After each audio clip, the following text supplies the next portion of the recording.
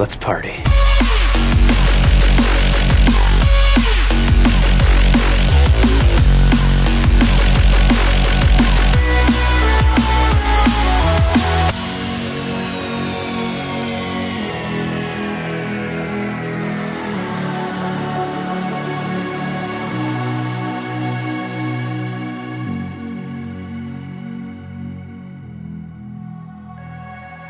Hello and welcome to Party Loaded. It is episode 214, coming at you with the speed of a rapidly advancing plague of video game goodness. My name is Luke Retallick. We've got laughing his ass off at me, Matt the Game Dad Diet, and Christian Paulson Brown joining us tonight. Yo. We're going to infect everybody with some great video games tonight. That's the plan. Makes me want to treat the infection puns a bit sensitively.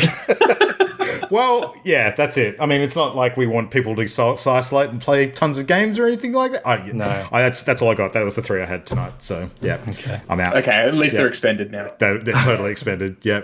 My immune system's still strong.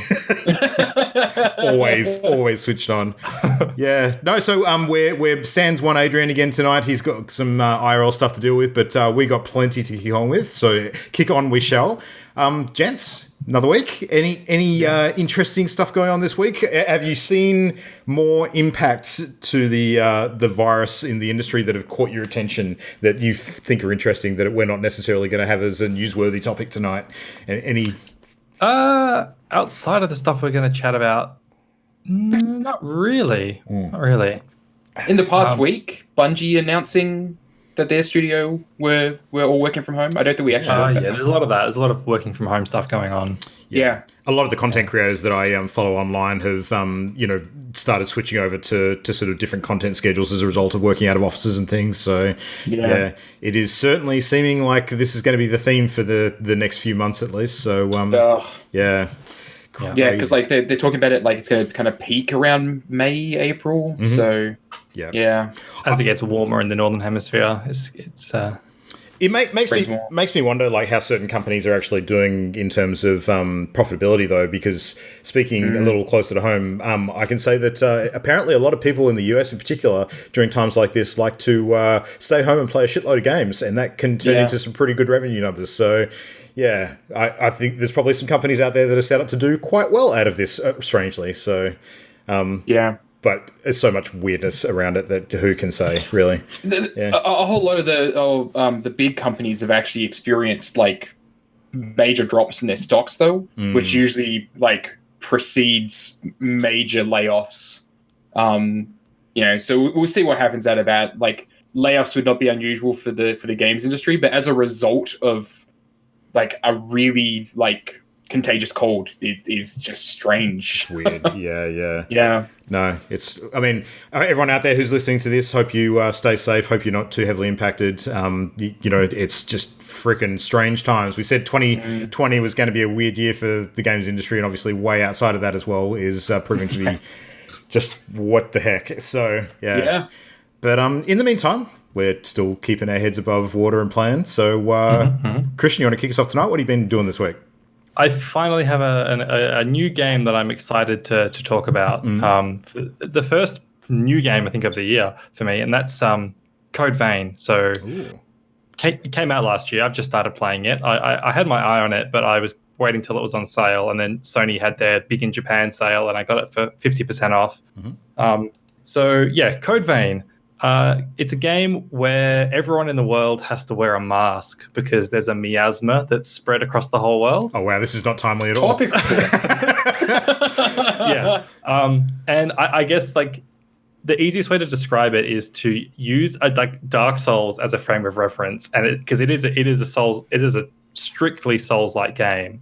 And then just talk about the differences between it and the Souls template. So make all your assumptions about Souls games that you're aware of, and then I'll just talk about the differences. The first one is that it's anime as fuck. So it could basically just be called like an anime Souls, but that should be its true title. Yeah, I think that the boob measure is the most obvious evidence. Oh yes, or anime titty Souls. It could well be as well. Anime titty Souls. It has an extremely in-depth character creator where you can customize your waifu or your husbando to your heart's content.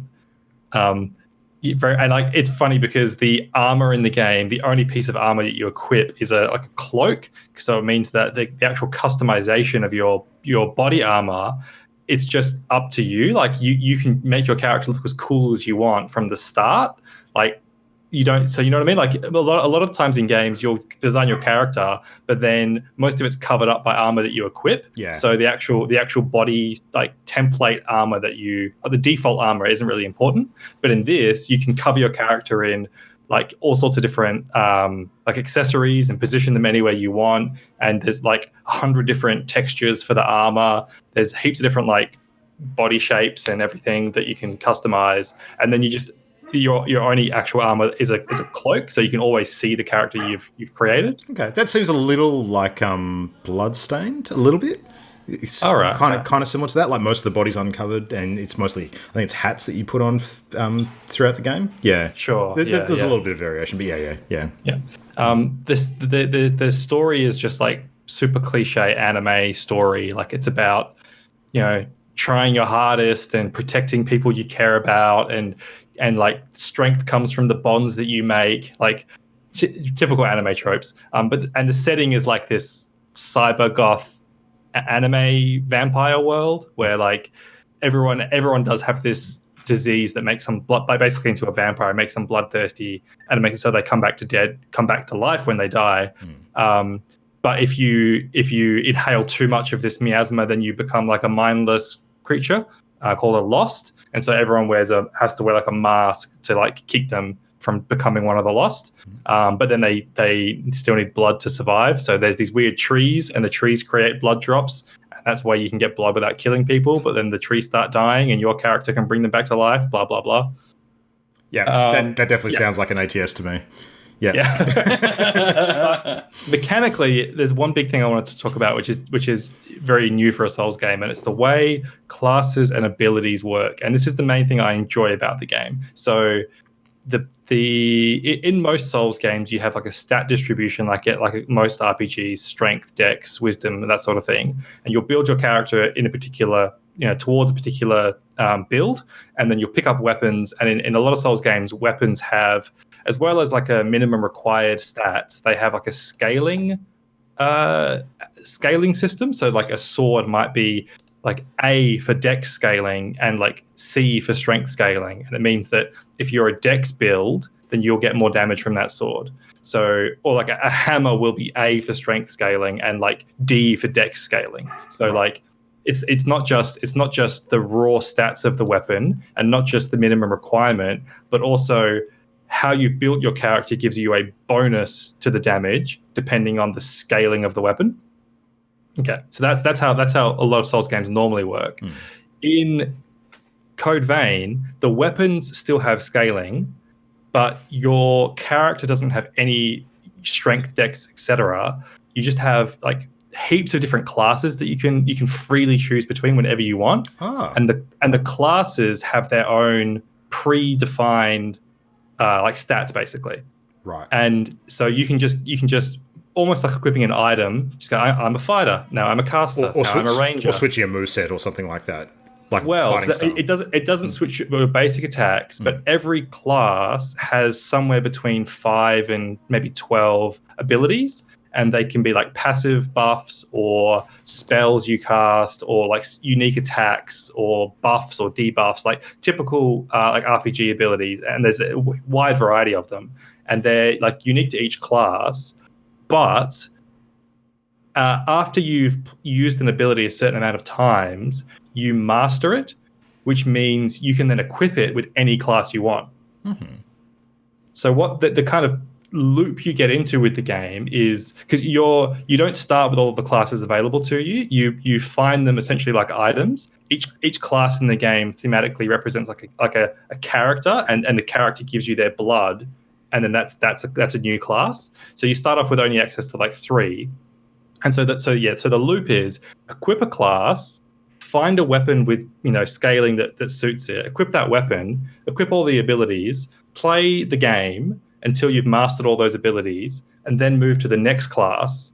And so you just equip the next class, find a new weapon, and then you'll use that new class's abilities. And then if you want, you can you can still use the abilities you've mastered from previous classes. So you're you're accruing a collection of permanently usable abilities the more classes you master, and you're constantly encouraged to change up your build and try new weapons, so that because in order to unlock new abilities, you need to play the new classes. Yeah.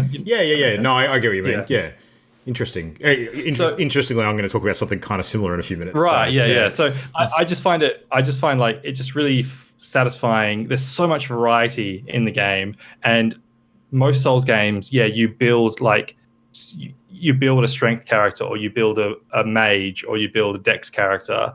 But this game, you're free to just change between them whenever you want, and there's like a really satisfying loop and reward for doing that. So I really like that. There's definitely, like, the game's far from perfect. There's some pretty bad things in the game too, like the actual the enemy variety is pretty poor, and the enemy design's not very inspired. The environments themselves aren't designed in a particularly exciting way. There's a lot of just sort of looping or branching corridors, basically.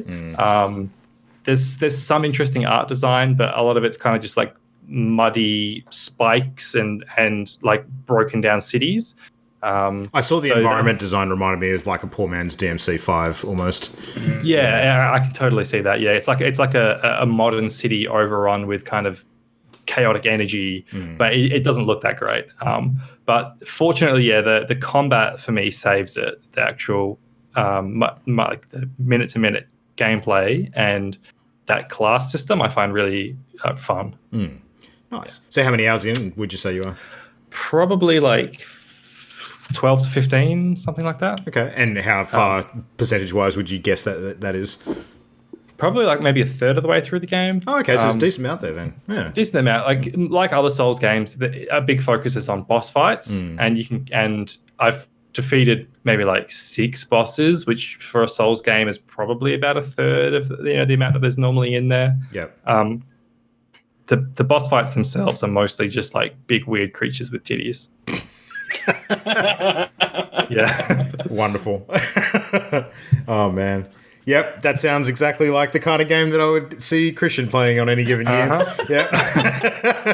I do recommend it to anybody who's a fan of the Souls series. I do recommend it because there's a lot of fun there. It's kind of on the opposite side of the spectrum to Sekiro, though, because Sekiro was all about mastering one thing. Couldn't change weapon. There were no classes. The abilities were kind of pointless. It was just like, get really fucking good at this one thing. Whereas Code Vein is a Souls game where you've got like hundreds of different abilities. So very different. A lot of development on the path kind of thing. Yeah. Sweet. Sounds good. Well, I will talk briefly about the thing that I've been doing this week, which is playing a whole lot more Division 2. So my week's been pretty much Warlords of New York. I'm sort of getting real stuck into the expansion and trying to squeeze every last drop out of it. So on the theme of playing games that are completely like not related to what's happening in the real world at the moment. So back in New York, the site of the original Green Poison outbreak, Dollar Flu. Everything's way themed around that, and you're reliving a lot of the sort of the initial stages of the outbreak as far as some of the audio clips and the echo sort of VR recreations that are going on. Can I just say that Division 2 at this point almost feels like a fucking coronavirus ARG. It's just sorry, no, the coronavirus feels like a Division ARG is what I should say. Right, yeah. It's like, man. But anyway, so I talked a little bit about it last week, and the things that I want to sort of explore tonight that I've noticed and are new and really, really cool to chat about. So number one is the bosses and the mission encounters in the expansion. So I mentioned before it's kind of Destiny 2 Forsaken or Mega Man boss level-esque in the way that you can attack them in any kind of sequence that you like. So there's 4 warlords in sort of the downtown Manhattan area, which you're kind of hunting. And unlike what I thought they'd do, where you kind of like go into each of them as like almost a stronghold type mission or like a single kind of, encounter, it's not. There's actually, and it's different for each one too. Like I really like how they've mixed up the variety where you actually have to hunt for clues as to the location of where they are actually sort of hold out. And then once you work out where they are, then you can kind of go and attack them. But in some cases, it's a 3-step thing to get there. In some, it's a 4-step thing to get in there. In some of them, like the boss fight is step 3. In some of them, the boss fight is the final step, because there's sometimes, depending on how the story goes, there's things you have to do after you fight the character, depending on what's going on. Like you might have to defeat them and then destroy a whole stockpile of like dangerous sort of hazardous material or something like that. So they mix it up and kind of keep you guessing as to what you're going to be doing at each step, which is really, really cool. But the boss fights themselves, I love, because they're not just straight up bullet sponge sort of shootouts. They've actually done some really nifty and inventive things with the mechanics compared to what they've done previously in Division 2. So each one of the sort of characters, the warlords that you fight, have got like a thing, and it's usually related to a skill pickup that you get from beating them. So there's one boss whose name is Anton something, I forget, and he's got like these shock traps which he uses, which are kind of like grenades that have like electricity bombs. And when you fight him, you actually fight him in an area that's flooded, so you have to very carefully sort of stay out of the areas with water, because if he throws a shock trap onto it, you can get stunned, and then when you're stunned, you just get shot easily because you're kind of like locked in place and that kind of thing, which is cool. The one that I fought last night, which I'll just throw some footage up on here now, guy by the name of James Dragov. Now he has like a sort of a sticky sort of pistol that fires like this burning sort of stuff at you. But the mechanic for fighting him is that he comes out with a bunch of dudes with giant shields, like riot shields, and you're basically in a room downstairs in the Wall Street Stock Exchange. And some of the areas of this room have been set up with miniguns, and it's like a random kind of thing where each area sort of regains its power, and you need to run up, take control of the minigun, and try and use it to rip his shield apart before he comes around the corner and just eats you with his guns.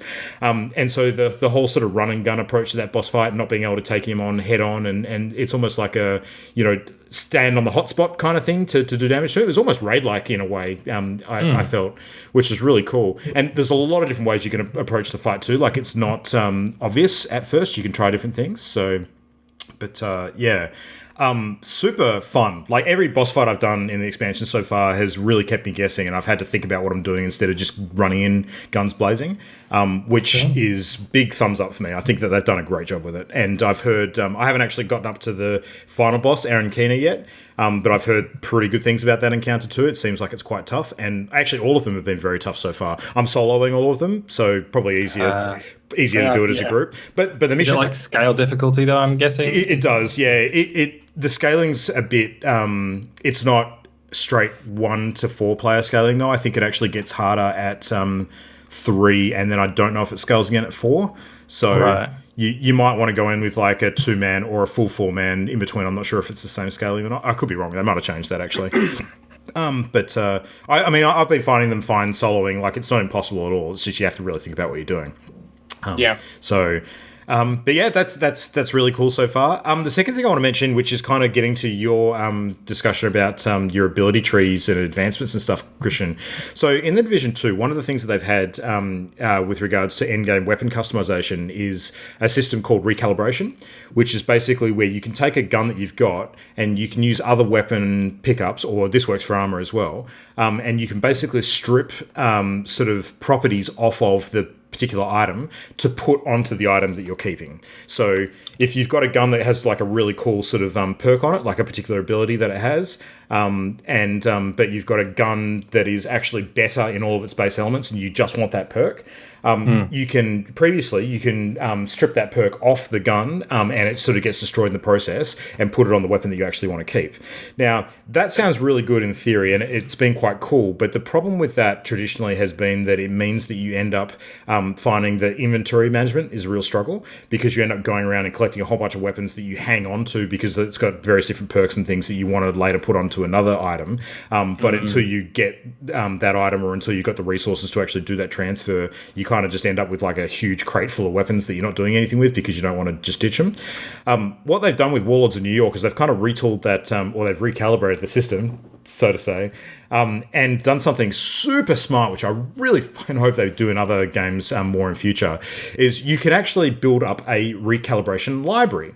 So yeah, it's awesome. You can basically hunt for gear in the world and then strip properties off it, but store it in a library as opposed to need to transfer it to another item straight away. So part of the end game fun is actually building out your library.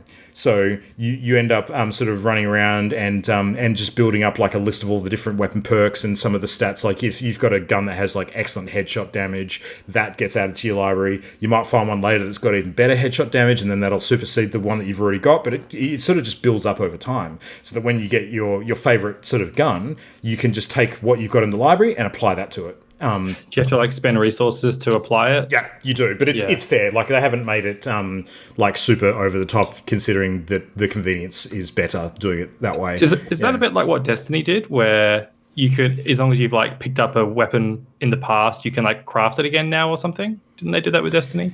Sort of. Yes and no. Yeah. Yes and no. It's like that system would be really good for Destiny. Like they have weapon mods in Destiny, but you don't get them from stripping down pre-existing weapons. I thought it was the thing with the exotics or something though, where if exotics, yes, but the exotics in Destiny, all of the stuff on them is fixed. So I didn't mean so far as like the attributes, just the concept of like building a library of stuff that you found, and then you can craft it again later without having to find it again. Oh yeah. So you can like, if you basically, any gear that doesn't have random rolls, you can pull out of a library of items at any point. But the stats on it will be like the locked default stats, which are quite often not the best stats. Sure. So like you can find like a world drop that has random rolls on it that's better than the one you have currently in your library. So like quite often you're encouraged to keep on trying to hunt items. Whereas like that system is basically like the best one that you found is there, right? You can pull it out at any time. That would be really nice for Destiny. I think the added bonus to this, and this system seems similar to something that I know exists in Diablo, but it's been a while since I played Diablo 3, so I can't actually talk to that clearly. But the benefit of this system, I feel, is that like hunting for loot in the end game feels more rewarding because you're always getting something useful to add to your library. Well, I mean, eventually you probably fill it out, but it'll take a long freaking time. As opposed to just like gathering a whole bunch of trash that you're basically just ripping apart for the base sort of materials or resources that it sort of, is made from, and then not thinking twice about it. Like this system means that you actually pick up a gun, and even though you're not going to immediately use it, you actually do take an interest in the stats and perks and stuff on it, because you're like, oh cool, that could be useful. I don't have that yet. I'll save that so I can add it to my library when I get back to base. And I think it's just much more in theme and much more rewarding in terms of how they do it. So yeah. That's pretty much my Division 2 thoughts. Like, I'll probably wrap up with the mission stuff in the next couple of days, or will I? Because there's a lot of stuff I want to do in the next couple of days. But anyway, so probably I'll talk about with that. But overall, I think it's a really good expansion. I don't think it's going to keep me playing the game sort of beyond endgame for long, but that's going to be more a product of the other things competing for my time rather than because it's not fun. So that's good. Destiny 2. Yep. Well, that too. New Destiny season just started, so yeah. Yeah, new Destiny season just started, like literally last night. Yeah. I got an email from Bungie about it. I'm like, you have no fucking idea who you're talking to. the same email that said Call of Duty sort of Battle Royale is out now? Yeah. They really don't know.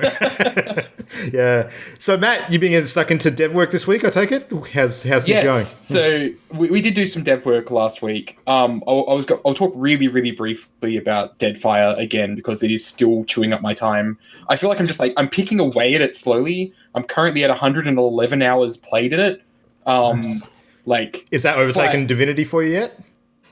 That's a good. Oh no, Divinity Original Sin 2. Yes, it will have overtaken that by far because I haven't put that much time into Original Sin 2.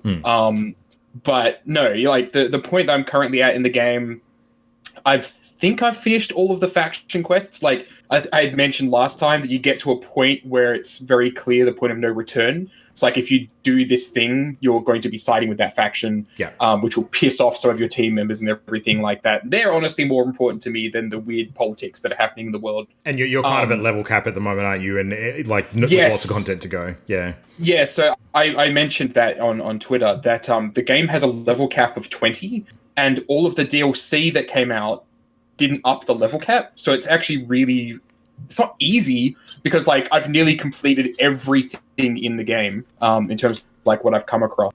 But like I'm at a point now where like leveling up my character and such is no longer a concern. I am at the level cap. Everything is accessible now. So I'm still just running around kind of doing that stuff. Yeah. But yeah, I've gone to the point with all the faction quests and everything where it's like the point of no return. It's really funny with some of them. So for like one faction, you help them get this really powerful ship with the intention of using that ship to help them, and then I fucked off with it. Nice.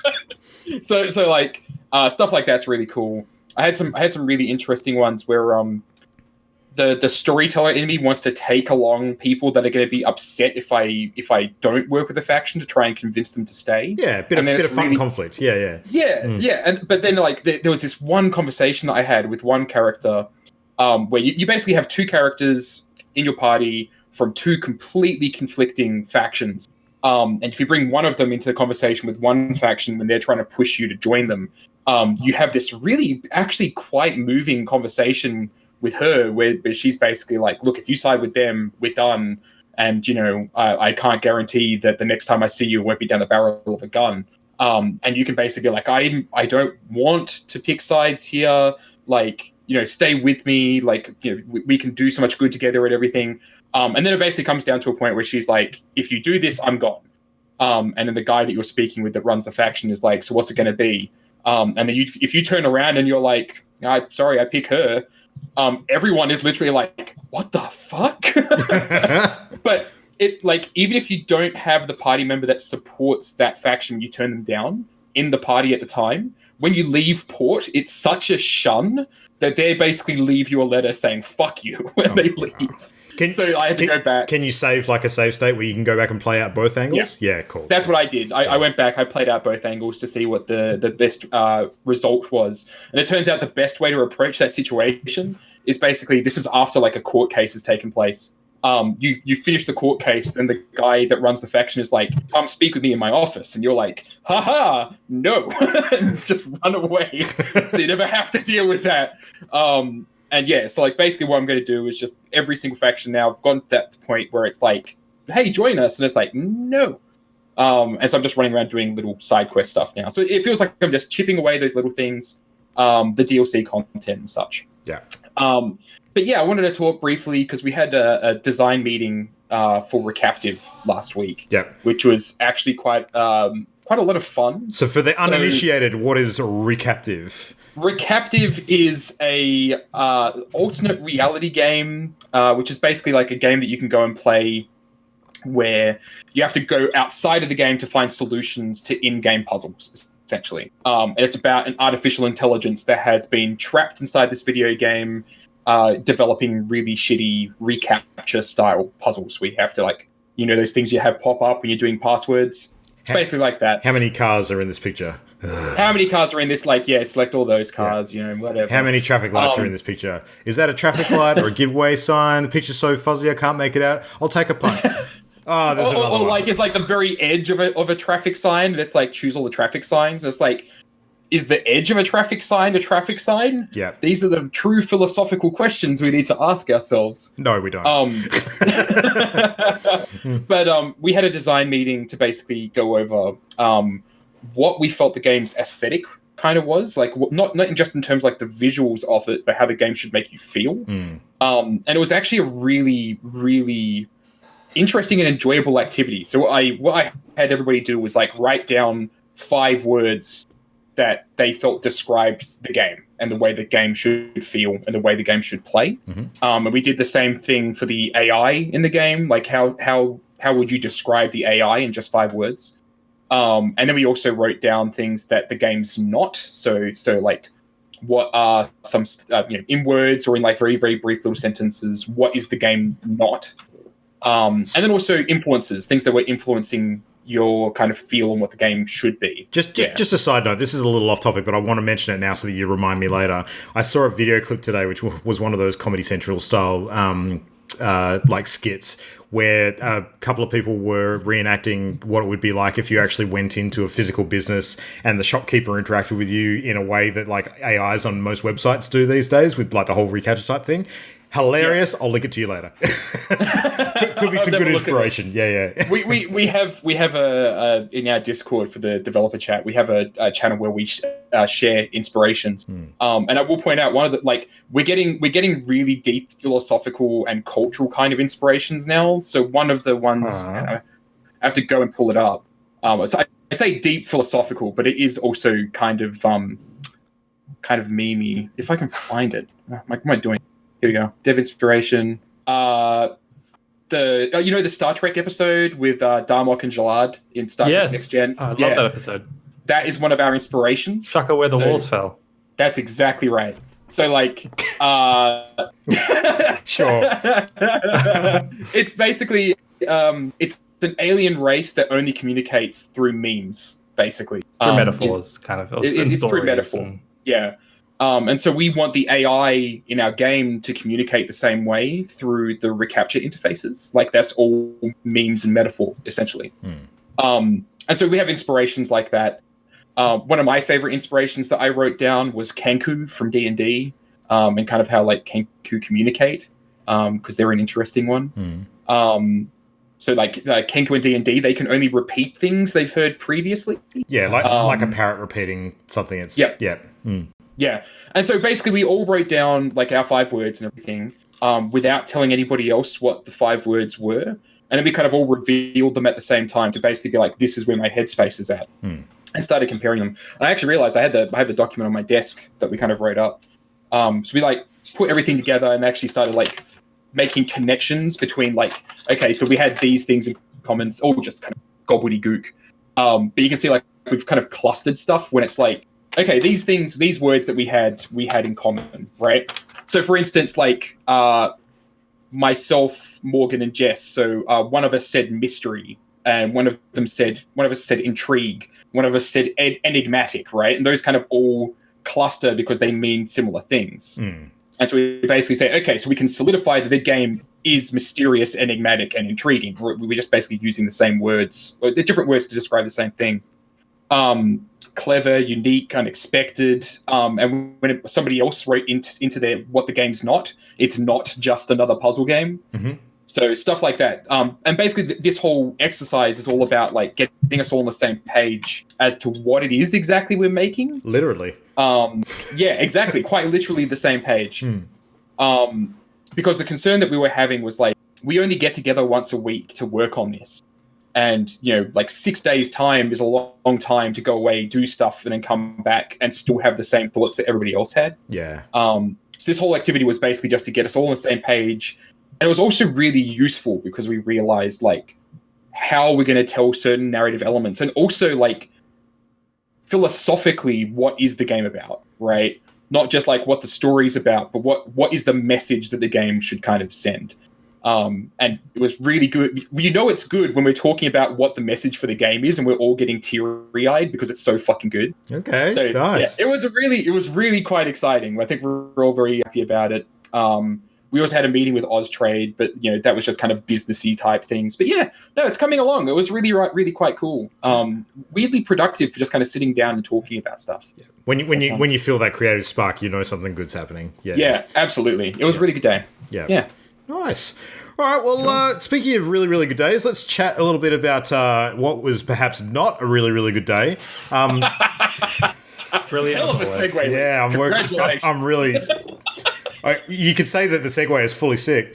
Man, what a theme tonight. Seriously. Look, we've got some proper news topics we want to talk about. Well, there's one that's kind of hanging in the air, which we didn't really want to cover in detail tonight because it's an ever-changing landscape, and by the time this episode goes live, I'm sure we'll actually know what's going on. Yeah. But it's a will it, won't it type situation. I think we're all pretty much sure landing on the it's a will it. It's like an 80 to 90% it will. Yeah. So this is leading on from our last few weeks' discussions. It's looking pretty certain that we're going to get an announcement in the next 24 hours that E3 2020 has been canned. So it's a super interesting one. Generated a lot of discussion at work today between myself and some people that have worked in some pretty high pressure roles in the industry, and see it as a very, very good thing for certain studios that now will not have to crunch and get demos ready and builds for things where they could actually just be working on polishing proper games. So Yeah, but I also think it's actually a good thing for E3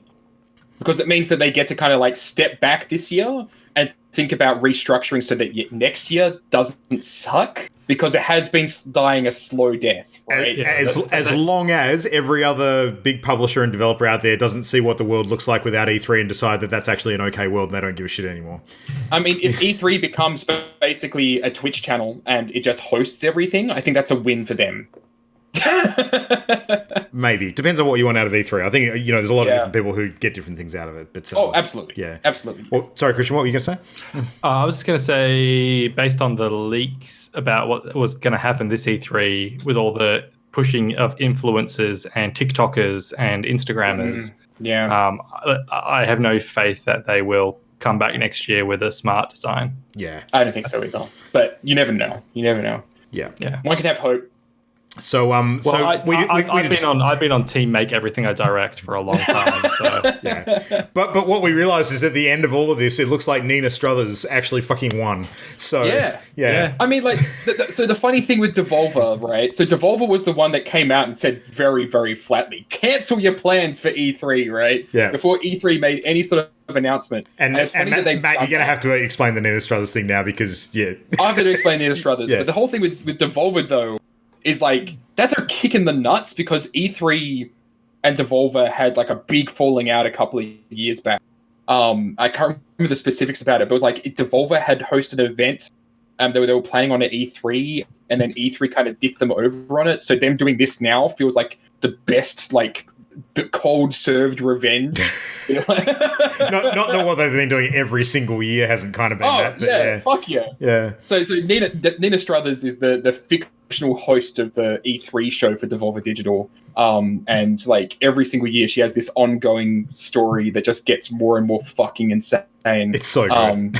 It's so good. I'm still like the thing is that for a fact it is still happening this year because it was a direct. Nothing is going to stop it from happening. But I'm so looking forward to actually seeing where that narrative goes because we kind of went into this whole Terminator territory and now it seems like maybe like this year's theme is going to be like The Matrix or something. It'll be really interesting. Mm-hmm. Well, The Matrix movies sort of having sequels. Yeah. That could totally happen. That's actually a good point. It could tie in. Who knows? Yeah. But, man. Keanu Reeves on stage with fucking Devolver Digital. If that happened, because let's face it, there's a kind of precedent he set here. Oh yeah, that would be so freaking good. Yeah, but for no reason, he just turns up. He's just there. Yeah, amazing, amazing. No, so I don't know. We'll find out. It's all weird. Yeah. But in more exciting news, in my opinion, so there was some leaks earlier in the year about Horizon Zero Dawn coming to PC, and now that has been 100% confirmed because it was talked about on the PlayStation blog. This is one of those things that I've been talking about, like during our predictions, like early this year, late last year, where I was talking about like Sony getting in on like the PC marketplace in some capacity. Mm-hmm. They basically said in the interview, right, like they're not ruling out the possibility of future games. And we were chatting about it before we started recording about other potential games. And I think it was you, Christian, that had said like Bloodborne would be like a shoe-in. I totally agree with that. Like Bloodborne turning up on PC would actually get me playing Bloodborne, actually. Yeah. I actually realised as well that maybe there's another one that we've kind of missed in the form of Yakuza, because that's on PC as well. And that was previously PlayStation exclusive, if I understand. Yeah. So, yeah. Well, yeah, I guess that depends if it, like when we're talking about first party or third party. Yeah, there have been other third party exclusives that, you know, after deals have expired or whatever have come across the PC as well. But yeah, first party it's a bit rarer, very very rare. I'm just looking at my shelf and trying to work out if there's any others that I'd think of. But anyway, yeah. No, I was going to say, like, I think that there's some games that will not, like, absolutely not, probably not for a long time, like God of War, or The Last of Us. Like I don't see the first Last of Us making it to PC for a long, long time. What about the last First of Us? The last first. Anyway, yeah, you're probably right about that. They're a bit too close to Sony, I think. Yeah, I don't think that Sony will start doing any day and date first-party cross-platform. No way. Hell no.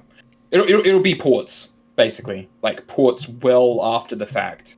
Yeah. So. Yeah, agreed. Yeah, because, like, how long ago was Horizon released? 2017, I want to say. Yeah, so we're talking, like, it's actually not that bad. Like 3-4 years. Yeah, it's not bad, actually. Actually, no, maybe it was 2016. I think it was the same year as Doom, actually. That's possibly right. Yeah. I could be wrong. I can tell. No. It was definitely 2017 because it was the year before God of War.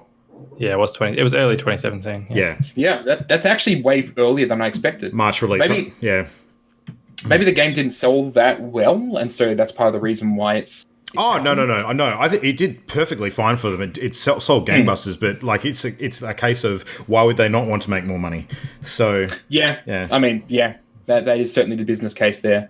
So yeah, no, I think it's really exciting though. Like I think seeing more games like that, seeing like ending up in a space where PCs kind of becoming the cross-platform. It'd be really cool to see more of that because, like you had also mentioned, Luke, Death Stranding getting the freaking head crab hat and everything on PC and that sort of thing. Like, isn't that like the Steam version gets the head crab and there's another one for Epic? Epic Games Store, it's a different thing. Yeah, I didn't see that, but that would make sense because flossing, maybe some Fortnite dance. Fuck no. Yeah, it's a quip and animation as you're walking.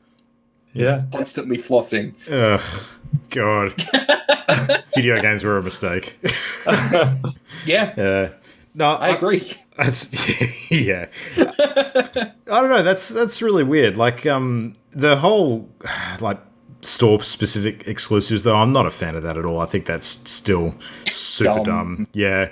It like no. if there's other ways to get it, then sure. But in this case, we're talking about like with the head crab specifically. Like that's a Valve property, so you'll never see that anywhere else. Yeah. Just speaking of like game add-ons, I just wanted to quickly mention. I hadn't talked about this before. The possibly the worst microtransaction I've ever heard about. So it's Dead or Alive 6 or 7. I can't remember which the most recent one is, but the most recent Dead or Alive game has a microtransaction. It costs $1 to dye one character's hair a different color. Yeah. That's horrific. Yeah. And it's not like you unlock that color permanently. You dye it that one time. If you want to dye it to another color or even back to its original color, that's another $1 to do. What? Yeah. Every time you want to change your character's hair in Dead or Alive, you have to pay $1. Oh my God. It's atrocious. Mm-hmm. Anyway, that's just random. Yeah, it's nowhere near as good as the Twitch Prime loot drop that you're going to get for Doom Eternal, where you can wear I fucking hate it. Unicorn armor. So much. I love it Doom because you hate it. The Doom guy is fucking unicorn buff. Like it looks like the unicorn got halfway through eating him and then just gave up. No. He smashed the unicorn and then just like stretched it over himself. That's how that went If he was down. covered in gore, then I'd be all for it. But that's not what happened. Well, he's covered in white, so that could be like you don't know what unicorn gore is. No, moving on. Hilarious. Speaking of companies that want to make money, GameStop. So want to stop hemorrhaging money, perhaps? Yep. Yeah. So GameStop being like the extremely large brick and mortar store company in the US. I believe they own electronics EB Games. EB, as well. Yeah. EB is part of them. The only reason they didn't change to GameStop here in Australia is because EB was the better known brand. So they are technically still GameStop. They also own Game Informer over in the States as well.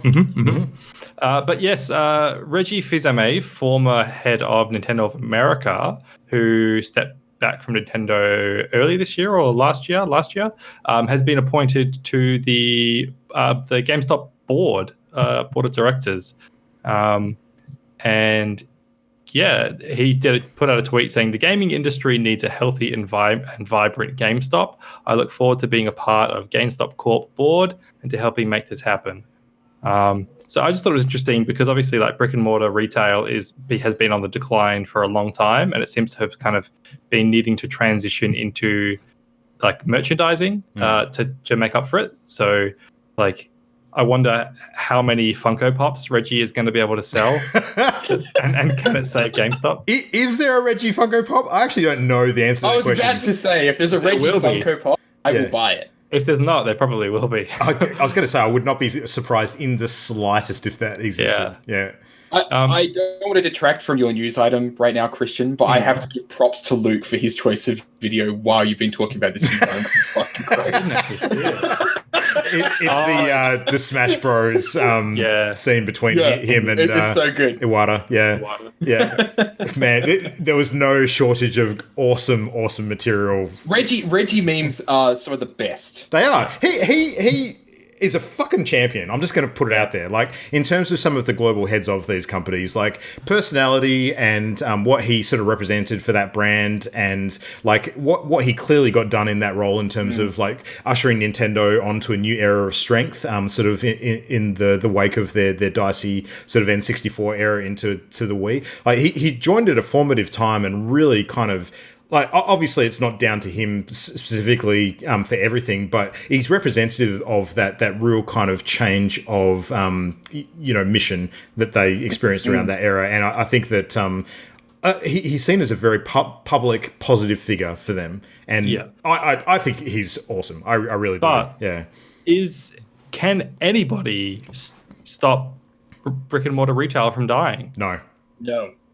So do we think that Reggie Fils-Aimé joining GameStop will turn anything around, or like is it gonna have like a huge effect that people, what's it gonna do? It's gonna give Reggie a very comfortable retirement. Yeah, that's my thinking, is that they've offered him a good chunk of money, and he's like, sure, I'll jump on your sinking ship for a while. I actually think there's a bit more to it than that. It's like Reggie seems like the kind of guy who, like, he will fight for a worthy cause even if it's a losing fight. And I think still a businessman. Yeah, absolutely, and I don't discount that too. And obviously, there's dollar figures attached to any sort of move like this. But he seems like the kind of guy that would actually care enough about the industry side of retail to want to be sort of part of that fight to at least slow its decline, or to see it transition smoothly as opposed to collapse in a smoking heap. Like, I think that's something that he would be personally invested in, as well as the benefits that he would gain from the financial side of a deal like that. So I kind of get it. It's not necessarily batting for the winning side, during an uptick in that kind of war, but by the same token, I can sort of see why it would be a fight worth having. So, yeah. It's kind of like a rather than GameStop collapsing on their face, more of a GameStop slowly sitting down and then lying on their back. Well, maybe he sees it as a place where he can actually do some good, kind of thing. Yeah. I could totally see that. He seems like that kind of character. I would agree. Absolutely, yeah. I have a concern that he won't be able to sort of right the ship, and that what will happen is GameStop will undergo periods or a massive set of layoffs, and that people might point fingers at him, and it could sort of tarnish his image a bit if there's a correlation seen between him joining GameStop and lots of layoffs. Yeah. Because it could be something they need to do to save their business. So I think so. They're already shutting like stores constantly over in the United States. Like they're talking about like over half of them are going to be shut down in the next couple of years. And they're cutting managers and everything at the moment. Like stores are actually struggling to find managers because they're just letting them go. Right. So they're already in that situation. I think we need to have a broader discussion at some point about the future of games retail and whether it can actually be saved. Because I think there's a really interesting topic in there. But even in Australia, like I've noticed that there was a small number of EB games stores that closed in the last couple of months, and it wasn't a huge number. I think it was mostly limited to the eastern states and not so much in WA. One in WA. Yeah, I think that was the only one though. But they have announced new store openings as well. But I saw an announcement for a new store opening in Australia, and I can't remember if this is a WA one or an East Coast one, where the store is actually going to be a dual branded Zing Pop Culture and EB Games as opposed to just the one thing. Yeah, they've got a couple of those already. Actually, in Carousel, they have EB Games and Zing, right? They're right next to each other, and like that makes sense. And then on the Hay Street one too, right? Like the back half is Zing. Yeah. Yeah. When I was over in Melbourne, one of the stores that I went to at EB was basically like one side of the store was EB blue and white, the other side of the store was Zing black and green. And they actually like color coded it, so like the carpet was black or blue or whatever. They did the whole store that way. So it's not unusual for them to be doing that. But I don't think Zing does that great either. No, but it's one of those weird situations where, like, if they diversify into the right things financially, it maybe will work better for them for a while. Like, I see a lot of EBs now are selling huge amounts of like Magic cards and other CCG material. I was looking on their site a couple of weeks ago because I was hunting around for D&D figures and saw that they had like a massive range on their website of Nolzur's fantasy figures, which are one of the main D&D ranges. And that was something that wasn't carried at every store, but it was carried at a few of them, and it seemed like it was actually a fairly extensive line. So I was like, wow, that's an interesting direction for a store that's traditionally just been video games. So there's a lot of crossover. Their clothing is actually doing all right. They sell a lot of t-shirts. I think if they ramp that up and maybe get into shoes and stuff as well, that could be a good thing. But. So basically what we're saying is if they strap enough sinking ships to themselves, they'll eventually become buoyant. Certain degree of floatability there. Yeah, it's weird. Just make a ship out of Funko Pops, that'll be fine. Yeah. And quick, sink let's them. go buy games. Like, buy game back. Yeah. Get strap game will be EB game. Absolutely. Awesome. Well, the last item that we had tonight, which was a bit more actual game related, was we finally got some details this week of what's happening with the Command Conquer Remaster. So we heard about this a little while ago in terms of the original Command Conquer Tiberian Dawn, which I don't think it was actually ever called Tiberian Dawn at the time of release, because this was sort of pre-Tiberian Sun and Tiberian Twilight kind of days. And you hoped it. Yeah, basically. Yeah, they retrospectively added an addendum to the title. But this is also going to be packaged with the original Red Alert, it looks like. So we'll get to see all of the FMV goodness of Joe Kukan's Kane, sort of megalomaniacal sort of Brotherhood of Nod leader, and, the original stuff with Tanya, sort of the weird kind of... American Alliance sort of super sniper, and Stalin, and all the sort of assassination plot goodness behind his story arc, and Einstein and all that kind of fun stuff. So, that's right. Yeah, man, there's going to be some good stuff there. And I think for the nostalgia factor alone, I will pick this up and play it, because I freaking love me some Red Alert. Like, same. Yeah. Red Alert, in particular, I spent a lot of hours as a teenager on, and I would love to play some of that again, multiplayer online, which looks like this is going to support. So, True. To be fair, I also loved Warcraft when I was a kid. And this is a bit of a different situation, but I see where you're going. Yeah. Yeah, it's going to be Red Alert Reforged. Yeah. If it became Red Alert Reforged, I'd be very upset. But I hope that it's not that. There seems to be a bit of passion that's gone into this. So, Blizzard has a different kind of caliber to them than the now defunct Westwood Studios. Oh yeah. So, yeah. EA is going to be releasing this digitally through Steam and Origin, and they're working with a boutique publisher called Limited Run Games to do physical releases for this as well. So, in limited quantities, but. It's cool. Like, I think that the video that we just showed has some really good representation of the UI improvements and the difference between the legacy to the new kind of footage as well. And I don't think they're kind of overpromising. Like, I think the step up in quality in terms of remaster looks quite conservative but good. Yeah. So, but yeah, this was announced in 2018, so it's been a little while since we have been waiting for that and finally gotten this footage today. But yeah, coming pretty soon, because it's going to be out on June 5th. So there you go. I'm looking forward to it. I think it's going to be cool. Yeah. You up for some multiplayer Red Alert, Matt? That the thing you want to do? I'd be down. Yep. Yeah. Awesome. Yeah, I wonder if the map maker stuff still works. I used to love making my own maps for that game and playing the multiplayer online. That was super fun. So, yeah. But anyway, that's Command and Conquer. Speaking of important political figures like Stalin, Okay, that was a good segue. Yeah, that's fine. I'll pay that. Oh, that was a Hail Mary. Anyway, Christian, go. So, yes, we are living in tumultuous time. 2020 so far has been a bit of a rocky experience. And what we need during a time like this is a strong, confident leader who can right the ship of the world and see us through. And what better place to look for leaders than in fictional imaginary video game characters? You're not going to find them in real life. No. Very true. Very true. Holy shit, Matt. Segment done. Pack it up. So what I wanted to do tonight was have a talk about which video game characters would make the best president of the world, with an accompanied vice president. Now, I asked you guys during the week to pick a candidate for president and vice president, and just have a think about a few silly reasons why they, or legitimate reasons why they would make a good world president. And then we're going to have a bit of a mock debate that I'll kind of moderate and participate in, because why not?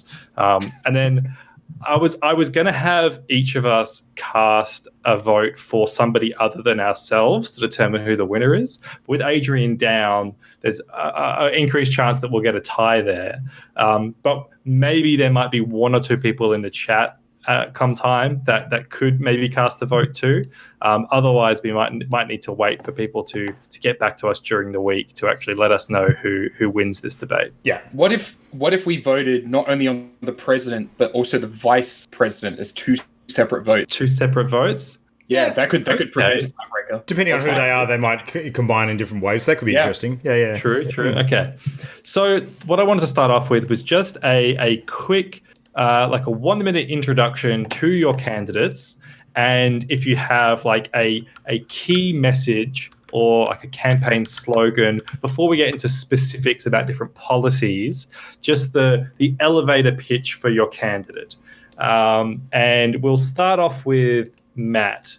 So Matt, 1 minute on the clock. There's no real clock. Take your time. Who's your candidate for video game president of the world? My candidate. So I'm going with President Shepard and Vice President Vicarian. And their slogan is "Your favorite president in the Citadel."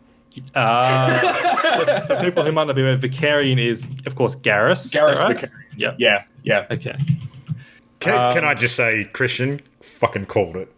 Yeah. Luke messaged me saying, I thought someone was going to do it was an obvious choice, but there was also another obvious choice that I was almost going to do, and it felt too obvious. So I chose not to do that. No, it's good. So you're going for President Shepard and Vice President Vicarian, who is Garrus. Right. Luke, who is your candidate for president of the world? All right, so my candidate for president of the world is none other than William Joseph Blazkowicz from the Wolfenstein series, joined by vice president and journalist extraordinaire Elena Fisher from the Uncharted series. Mm-hmm. Ah, that's an interesting combo. I like it. Do you have any campaign slogan? My campaign slogan is that BJ is going to be, unsurprisingly, running on the platform of fuck Nazis. So, which in today's day and age, I think is as relevant as ever. So, yeah. Interesting. Mm-hmm. Strong stance. Absolutely. Yeah. The anti-Nazi stance. That's very, ooh. Oh, you're far left here, dude. So my candidate is President Link and Vice President Peach, Princess Peach. And we have a slogan for our campaign. It's "Hia."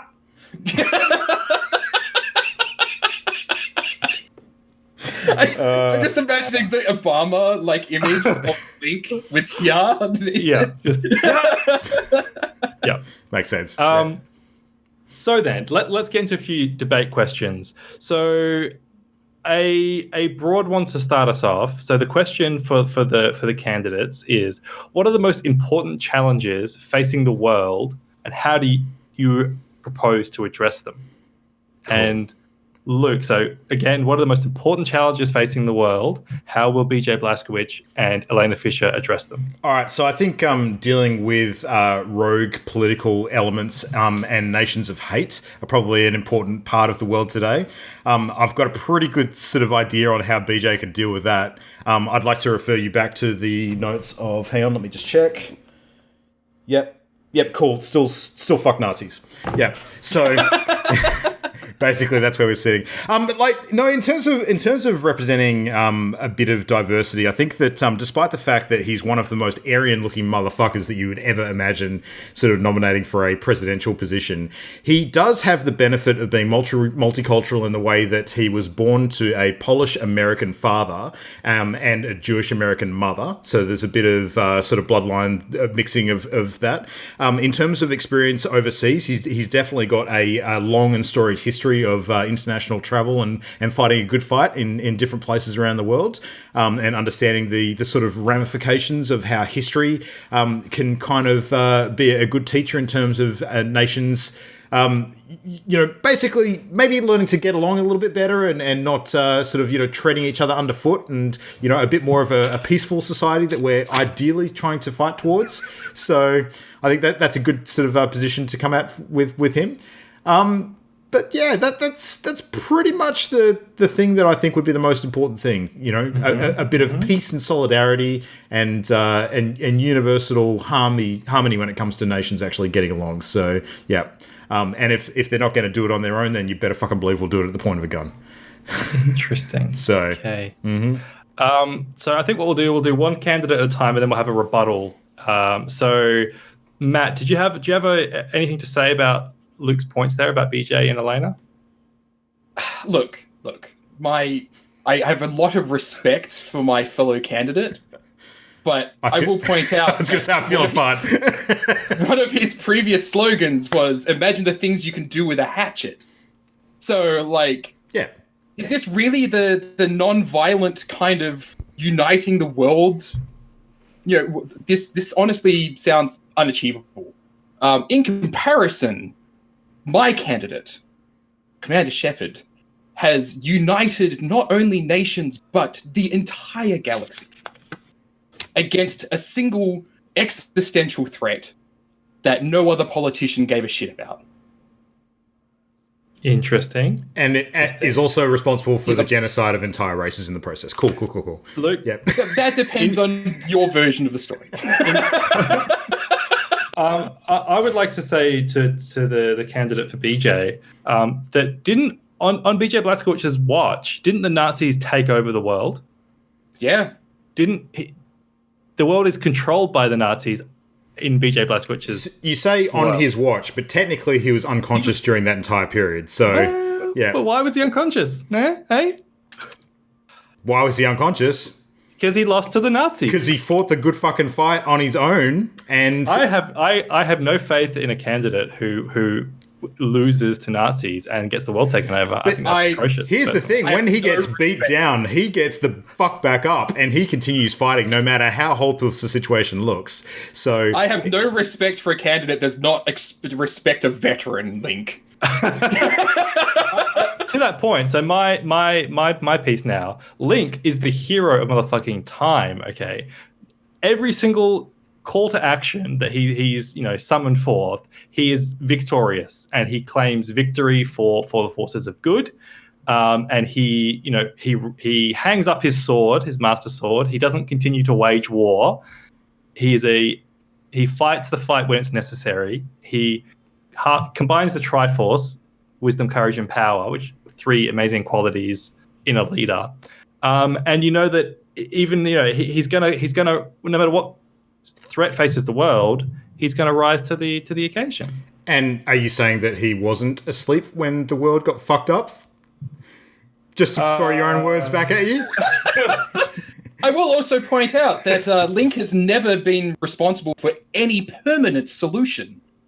These events keep on taking place despite being the hero of time. This is why Vice President Peach is crucial to my plan, which is that she keeps getting kidnapped. No, Link's there to rescue her. She's maintained peace and order in the Mushroom Kingdom for 30 years. the residents of the Mushroom Kingdom have some of the highest like happiness index of any nation in this made-up debate. Do you know why that is, though? Because they all got turned into fucking bricks. So they can't actually vote on any that's not happiness like, debate. That's Look, let's be glass houses. This is a deep lore cut for people who aren't actually familiar with this. But in the original Super Mario Brothers manual that came with the game, it was actually revealed that the bricks in the game were in fact all of the citizens of the Mushroom Kingdom that'd be turned into blocks by motherfucking Bowser. So that happened on her watch. You can't go dredging up things from 30 years ago. Okay, that was in the past. The Mushroom Kingdom has recovered since then. Oh, I'm sorry. I thought that you would be running on a platform of A Link to the Past. So. Yeah. When was the last time that Miss Peach was kidnapped? That was some time ago, actually. That's BJ's new watch. He's actually got a number of minutes since it last happened. So, look, I will point out that the candidate for Link and Peach repeatedly make the same mistakes. She keeps on getting kidnapped, and he keeps on not solving the Ganon problem. So, like, but each time he solves the Ganon problem, it's solved for like a good indeterminate amount of time. Like never a solid solution with these guys. Never a solid solution. All right, moving on to the next question. Okay, what measures does your candidate support to reduce the effects of climate change on public health? So, how is your candidate going to address climate change? Matt, over to you. This is why we have Vice President Vicarian with us to make the calibrations required to move on to a clean energy and post-capitalist economy to really sustain the world. So. Brilliant. I love the calibrations. That's I'm going to say that President Link, having in his possession the Ocarina of Time, has the ability to perform the sun song and raise the sun and lower the sun and basically control time and the weather. And so he can influence different weather systems throughout the world to sort of create a balance and, ensure a food security through the world and help keep everything good with the Ocarina, because it's really powerful. Mm-hmm. Yep. Interesting. What about you, Luke? So, I think where a diplomatic solution is required, then Elena is going to step in and, be pretty effective as a globe-trotting journalist that often is the voice of reason and is able to sympathise and get along with people from all walks of life. But in terms of climate change specifically, I think it is absolutely clear that the biggest polluter with the largest carbon footprint in the world today is the ongoing and mounting war engine of the Nazi regime. So that is absolutely where BJ is going to come in and stop that shit in its tracks. He may be a hatchet man, but he's not going to do a hack job when it comes to that. And he doesn't need the aid of any magical doodads, no fucking triangles of power bullshit. He can do that with his own bare hands if he needs to. He doesn't need that magical bull crap. So that is exactly what he's going to do. And not only that, he's going to promise it. He's going to deliver it. The guy fucking killed Hitler. He has the evidence that he is up to the task. This is not imaginary. And it's real world experience, not this mythical Hyrule bullshit. This is actual Earth, actual real world. That's what I'm talking about. What year was Blazkowicz born? Probably several. The 20s or something. Yeah, look, he was born at a young age. I don't know exactly what. He was born at a young age. Yeah, I don't know what year. You're not wrong. I'm going to say in response to that, based on Blazkowicz's age, okay, boomer. Yes, the weapons do boom. Yeah. So I will point out, Link is incapable of lowering CO2 emissions with an instrument. So, that's not going to make any difference. Raising and lowering the sun, sorry, still CO2 emissions. Won't get rid of that shit. And I'm sorry, BJ, but you can't shoot CO2 emissions either. Fucking let him try.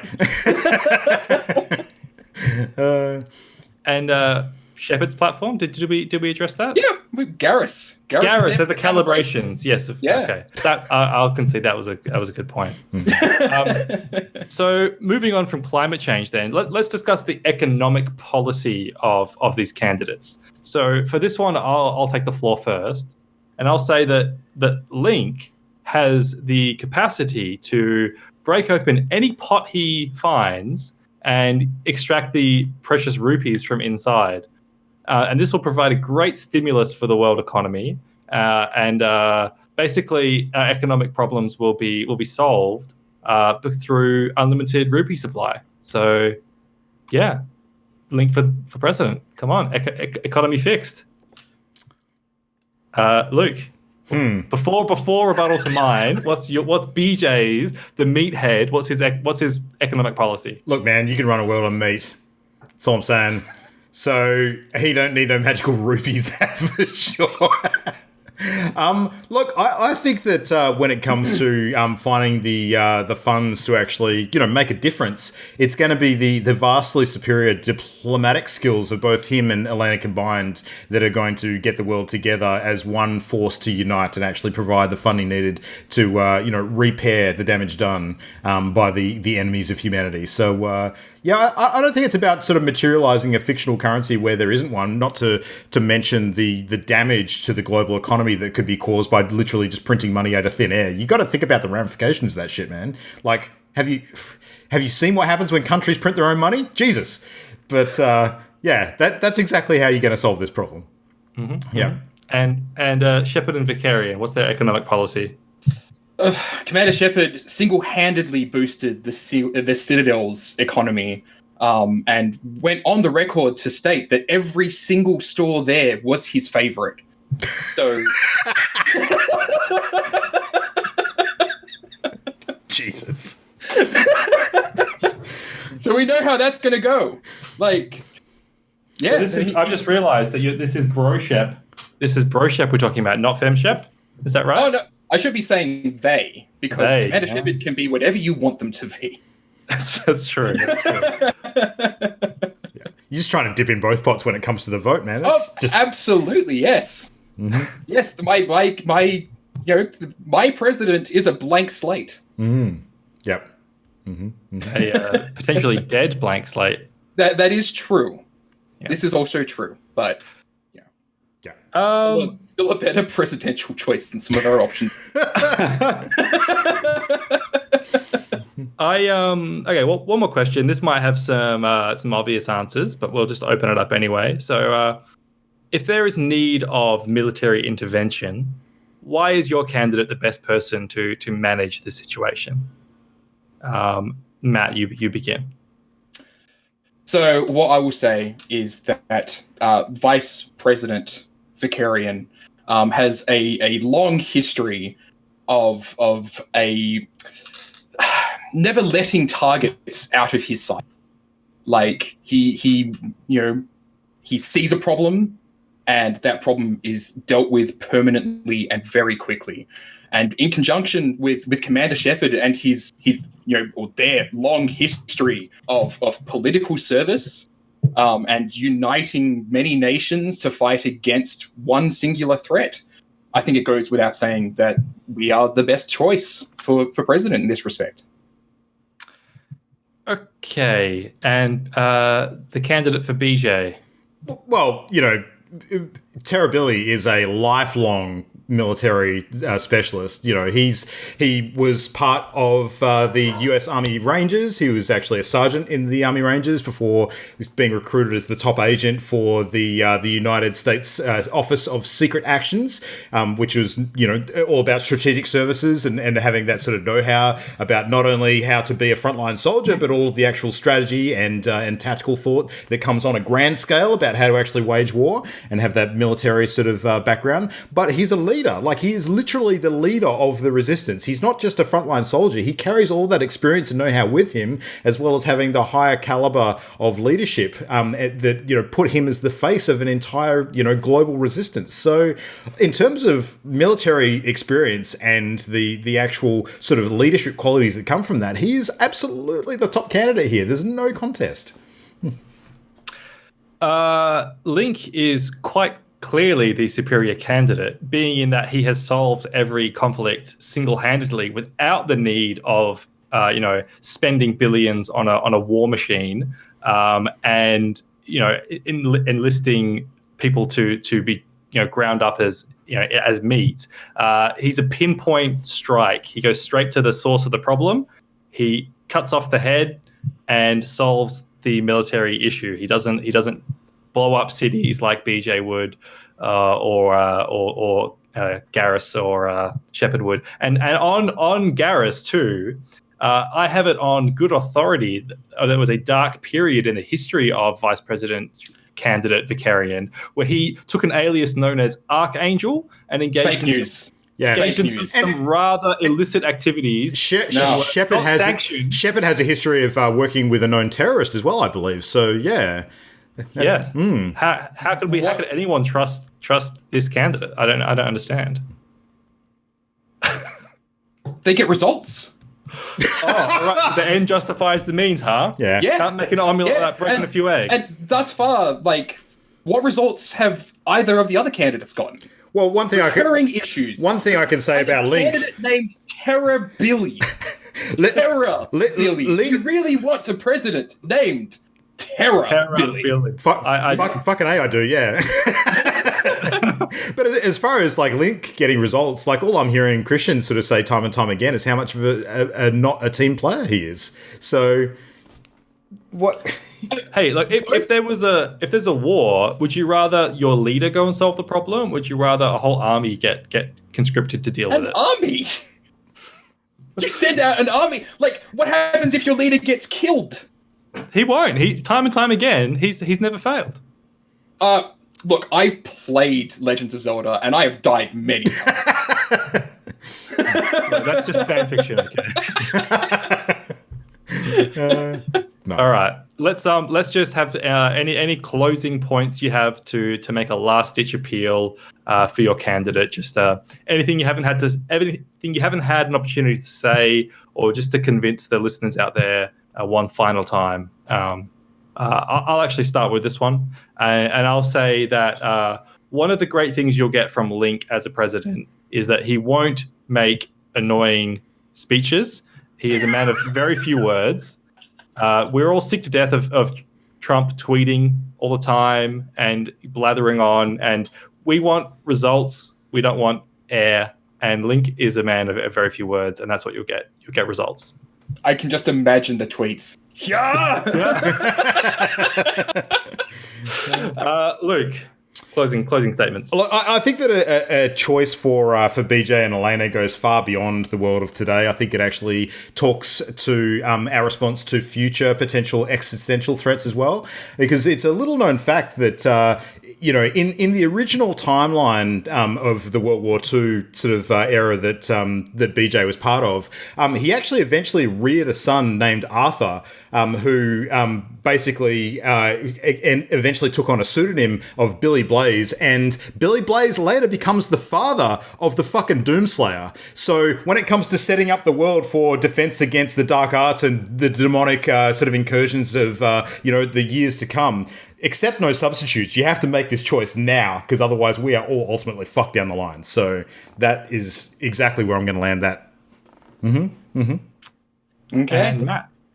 All I'm going to say is that Commander Shepard, President Shepard, can be a paragon of justice or a renegade against old school politics that need to change. Fantastic. Thank you very much, gentlemen. And anyone listening out there, don't forget to Pokemon Go to the polls. Nice. Yeah, that's it. So, do we want to try and see if we can get some votes from the chat now, or do we want to leave it open? There's people in the chat. Let's see what happens. Yeah. So, anyone who's in the chat, just throw out your support for either President Link and Vice President Peach, President BJ Blazkowicz and Vice President Elena Fisher, or President Shepard and Vice President Vicarian. And I think that we should generously choose one of the other candidates to cast our own vote. I think that's one way that we can force this to get results. So you can't vote for your own, is what you're saying. Can't vote for your own. That'd be ridiculous. We've got to break the fourth wall a bit to get this done. Yeah. I'm totally fine with that. I'm gonna cast my vote for Shepard and Vicarian. Luke, who are you casting your vote for? Oh, I'm struggling because the other options are shit. Seriously. Wow. Oh, God. In terms of VP, I could see Peach before Garrus, because Peach has actually got some, governance experience. So, and you'll get the female vote there as well. So that's a potential when it comes to political strategy. So I think that actually makes a difference. Shepard versus Link, though. Oh, that's a tough one. I think Shepard's probably got a more rounded background in terms of what he or she brings to the table, or they bring to the table. Yep. But I think there's just a lot of potential for things going wrong there. Like, it's a risk versus reward thing. So, like, the risk is exponentially higher going with Shepard. So, yeah. I suppose you can always just... Shepard? You can, all right. Yeah. You could always just have Link go back and fix the problem that they didn't fix the first time. True. And Matt, your vote. I'm going to have to vote for BJ for president, but Peach for vice president. Oh, it's a hilarious combo. They have very Aryan children. Oh, shit. Yep. From the chat here, we have APVRS saying, I'm voting for Zelda. Now, I'm going to count that for Link. No, what? It's bullshit. Zelda's not running. Zelda should have run. And they're not running. Just the Fat Yeti saying voting for Blazkowicz there. So we are in a tie here. We're on a tie. Great. Thanks, chat. Fuck you. Do we think that any of the presidential candidates we put forward would actually be suitable VPs? Is that a thing we're willing to consider? Yeah. Well, Matt, actually, you wanted to split your vote, didn't you? You wanted to have Vice President Peach. Vice President Peach instead of, So why don't we say we got Vice President Peach? Oh, but then it's still a tie for BJ and Shepard for president. Rock, paper, scissors. Let's go do it like the United States does. You know, they flip a coin, rock, paper, scissors for president. Yeah, that's exactly how that works. Absolutely. All right, so between you two. All right, so I want to see some rock, paper, scissors. Best of one. Oh, shit. Get ready. This might be difficult to sync. I guess you got to do it. Yeah. Oh, we can do it. You can do it. Okay. Okay.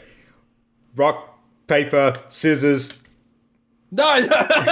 Again.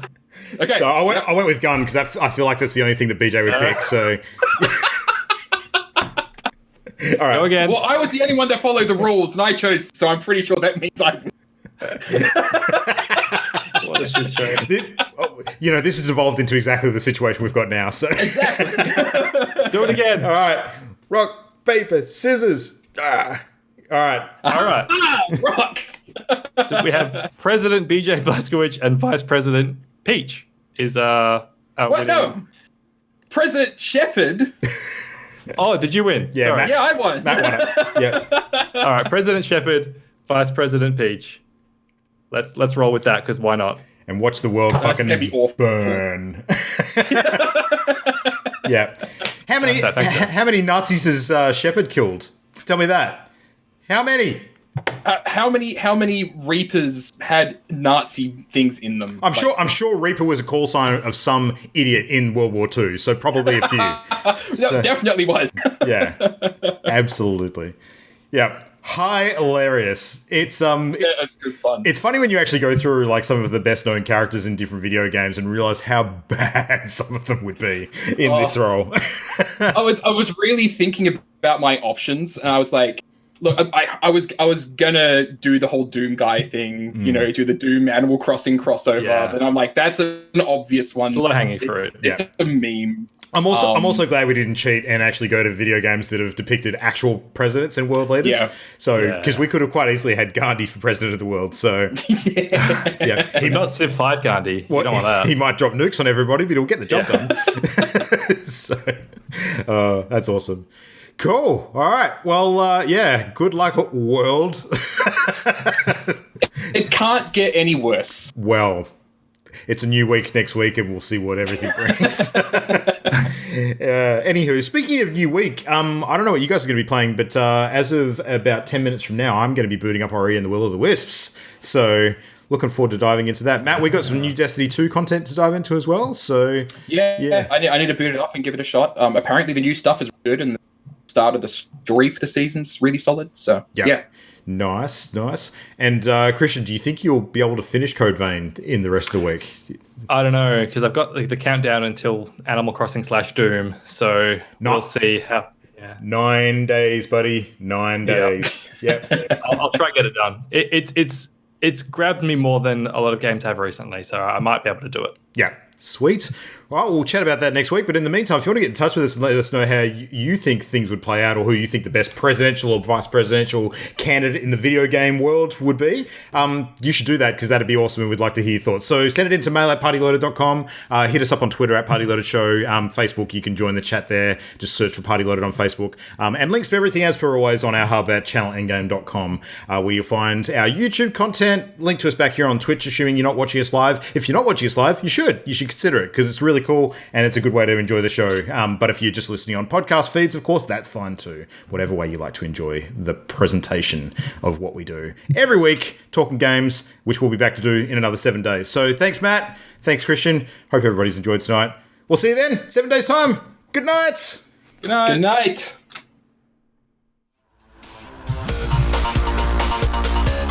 The Party Loaded podcast is a Channel Endgame production. For this and more great gaming content, bookmark channelendgame.com.